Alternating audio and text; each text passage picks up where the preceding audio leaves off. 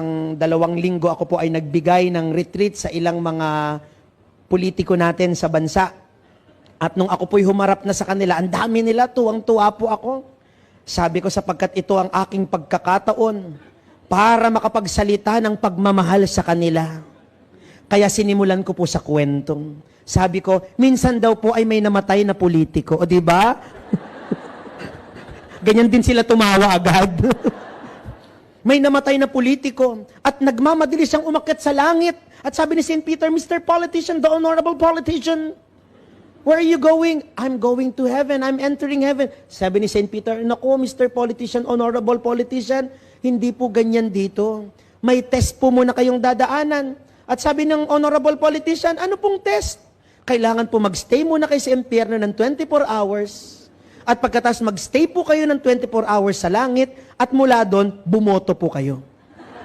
Sabi ng politiko, may botohan din ba sa langit? Opo, pero hindi pa ho na-approve ang automation. Pending pa po, nagdidebate pa po ang mga anghel kasi baka magkadayaan po. At kahit masama ang loob ng politiko, nagpunta siya sa elevator, sabi niya na, ayoko pumunta ng impyerno, madumi doon, pangit doon. Naririnig ko nung pinipreach yun na hindi masarap doon, mainit doon. Pero wala siya magawa, he has to pass through the test. So pinindot niya yung letter I sa elevator. At dahan-dahan bumaba elevator, nakalagay I, impyerno, pababa. At nagtataka siya, kinakabahan siya. Pero nagulat siya nung pababa na ng pababa, pabango ng pabango. At palamig ng palamig. At may narinig siya nagtatawa, nagkikwentuhan at masayang mga tugtog. Pagbukas ng elevator, nagulat siya. Yung impyerno, isang malaking golf course. Sabi niya, hindi naman pala totoong pangit.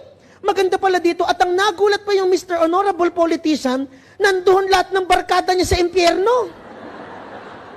At ganyan din sila nagtawa na. At nagkikwentuhan. Sabi, buti nandito ka, masaya. At nag-golf sila, kanta sila. At talagang hindi niya namalayan tapos noong 24 hours. At sabi niya, mukhang nagkamali ako ng sinabi kay St. Peter. Parang gusto ko na dito sa impyerno, pero wala siya nagawa. Kundi sumunod sa test, umakyat, pinindot H, heaven. Pagdating sa langit, pagbukas pa lang ng pinto, nalungkot na siya.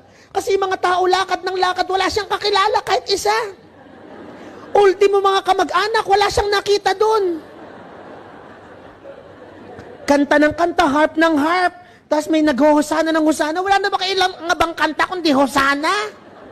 At nang matapos ng 24 hours, hinarap siya ni San Pedro at sabi ni San Pedro, O Mr. Honorable Politician, nakapili na po ba kayo?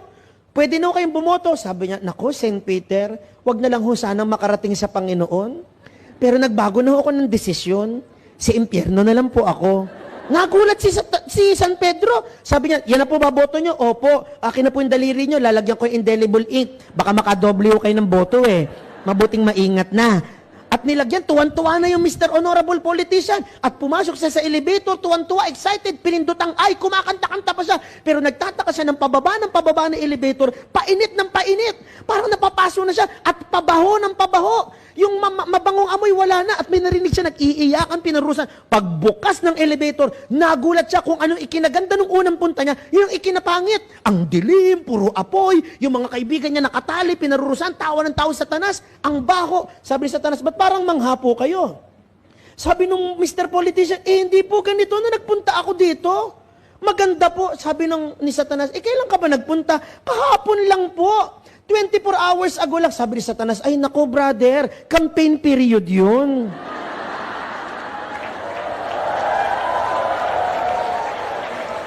Kaya sabi ko sa mga politiko natin, ganyan po, pag campaign period, puro langit ang pinapangako nyo. Pero pag naiboto na ho kayo, impyerno na ho buhay namin.